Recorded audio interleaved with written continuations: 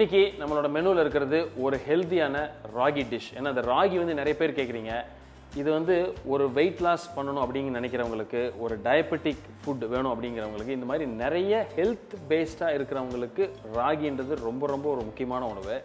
அதை விதவிதமான நிறைய டிஷ்ஷில் நம்ம சேர்த்துக்கணும்னு பார்க்குறோம். ராகி தோசை பண்ணுறோம், ராகியில் உப்புமா பண்ணுறோம், ஈவன் ராகியில் ஸ்நாக்ஸ் கூட பண்ணுறோம். பட் இன்றைக்கி நம்ம பண்ணுறது ஒரு ஈஸியாக குயிக்காக ஒரு ஸ்டீமிங் பண்ணி பண்ணுற ராகி புட்டு.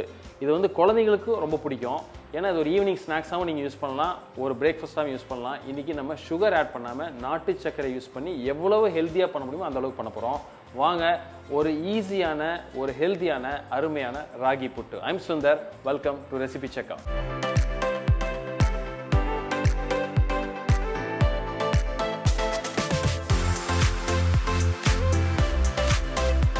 ஸோ இந்த ராகி புட்டு ப்ராசஸுக்கு தேவையான இன்க்ரீடியன்ஸ்னால் ரொம்ப சிம்பிளாக நம்ம வீட்டில் இருக்கிறதா ராகி மாவு தான் மெயின்.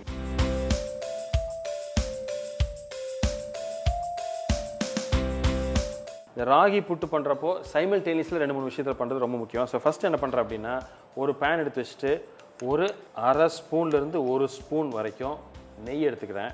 இதுக்கு தேவையான ஒரு 7-8 முந்திரி பருப்பு, அதே மாதிரி ஒரு 1-2 டீஸ்பூன் அளவுக்கு உலர்ந்த திராட்சை.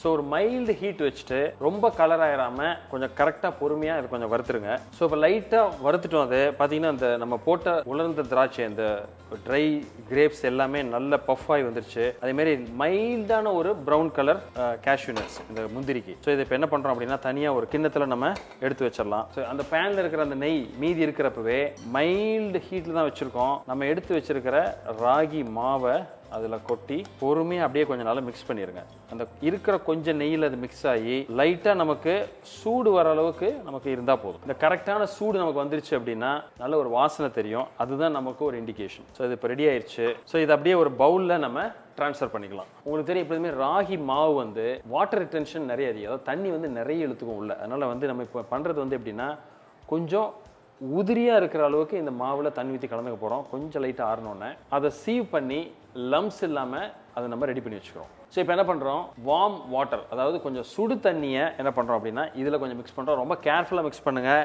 ரொம்ப அதிகமாக மிக்ஸ் பண்ணிட வேண்டாம், கிராஜுவலாக கொஞ்சம் கொஞ்சமாக மிக்ஸ் பண்ணிக்கலாம்.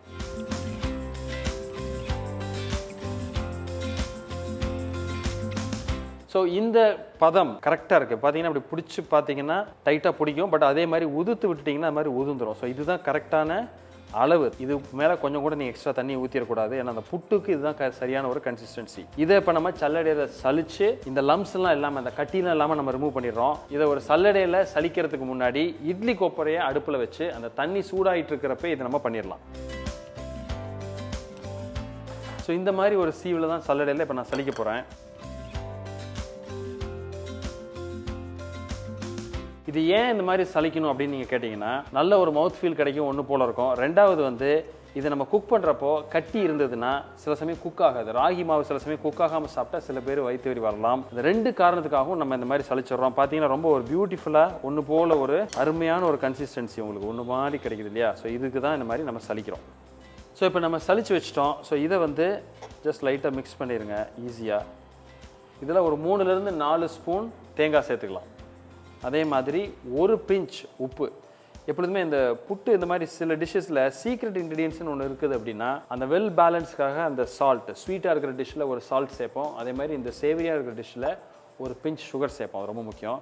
ஸோ இப்போ ஒரு வாட்டி நல்லா மிக்ஸ் பண்ணிடுங்க. நீங்கள் சில சமயம் டூர்லாம் போகிறப்போ இந்த மாதிரி ஒரு டிஷ் எடுத்துகிட்டு போனீங்கன்னா ரொம்ப ஈஸியாக இருக்கும் சாப்பிட்றதுக்கு. அதே மாதிரி நல்ல ஹெல்த்தியானது கூட.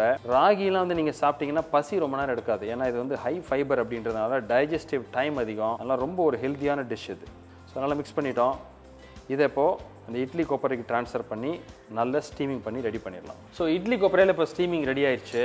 ஸோ என்ன பண்ணுறேன், அந்த ஒரு தட்டில் ஒரு இலையை போட்டு நம்ம மிக்ஸ் பண்ணி வச்சுருக்கிற அந்த ராகி மாவு இருக்கு இல்லையா, அதை கொஞ்சம் கரெக்டாக ப்ளேஸ் பண்ணுங்கள் ஒன்று போல். ஸோ இப்போ இதை அழகாக அந்த இட்லி கொப்பரையில் இறக்கி, ஸோ இதுக்கு மேலே இதே மாதிரி ஒரு இலையை போட்டு கவர் பண்ணிடுங்க. எதனால் அந்த மாதிரி எல்லாம் மேலே போடுறோம் அப்படின்னா, இந்த தண்ணி வந்து உள்ளே இறங்காது. ஸோ நமக்கு சேர்த்துருக்கிற தண்ணி போதும். ஃபர்தராக தண்ணி இறங்காமல் இருக்கிறதுக்கு, சொட்டாமல் இருக்கிறதுக்கு நம்ம பண்ணுறோம். ஒரு 12-15 நிமிஷம் ஈஸியாகும் வேகிறதுக்கு. இது வெந்து முடிச்சதுக்கப்புறம் எடுத்து பார்ப்போம். அதுக்கப்புறம் அதை எப்படி நம்ம பர்ஃபெக்டாக ஃபினிஷ் பண்ணுறது, அதான் ரொம்ப முக்கியம். அதையும் பார்ப்போம் நம்ம. ஸோ இப்போ கிட்டத்தட்ட ஒரு 10 நிமிஷம் இது நல்லா வெந்துருச்சு. இப்போ நான் என்ன பண்ணுறேன்னா, இதை கொஞ்சம் ஃப்ளேமை குறைச்சிட்டு இதை கொஞ்சம் கேர்ஃபுல்லாக எடுங்க, ரொம்ப சூடாக இருக்கும். ஸோ அது எப்படி சரியாக இருக்கான்னு பார்க்கணுன்னா, ஜஸ்ட் லைட்டாக அந்த மாதிரி ஒரு ஸ்பூனில் எடுத்து இப்படி நம்ம திரிக்கிறப்போ இது வந்து நல்ல ஒரு நூல் மாதிரி ஒன்றாகி வரணும். அப்போ வந்து இது வெந்துருச்சு அப்படின்னு அர்த்தம். ஸோ இதுதான் கரெக்டான பதம். ஸோ இது இப்போ நல்லா குக் ஆயிடுச்சு. ஸோ இதை இப்போ நம்ம ஆஃப் பண்ணிவிட்டு இதை எடுத்து ஒரு பவுலுக்கு நம்ம ட்ரான்ஸ்ஃபர் பண்ணிடலாம். ஸோ இது நல்லா இப்போ வந்துருச்சு. ஸோ இதை வந்து ஓரளவு நல்லா அப்படியே உதுத்து விட்ருங்க. அழகாக கையில் முடிஞ்சால் கையிலேயே பண்ணலாம், இல்லை ஸ்பூனில் பண்ணுறதுனா கூட பண்ணிடலாம். ஒரு ஃபோர்க் இருந்தால் இன்னும் உங்களுக்கு ரொம்ப ஈஸி. ஸோ இப்போ இது ரெடி ஆயிடுச்சு. இதில் நம்ம என்ன சேர்க்குறதுன்னு பார்ப்போம். நம்ம ஏற்கனவே தேங்காய் சேர்த்து நம்ம வேக வச்சுருந்தோம். இப்போ ஒரு 3 ஸ்பூன் திருகின தேங்காய் சேர்த்துக்கிறேன். ஜஸ்ட் லைட்டாக மிக்ஸ் பண்ணி விட்ருங்க. ஸோ நாட்டு சர்க்கரை என்ன பண்ணியிருக்கேன் அப்படின்னா, ஒரு 4லிருந்து 5 ஸ்பூன், உங்களுக்கு எவ்வளோ சுகர் வேணுமோ அந்த அளவுக்கு.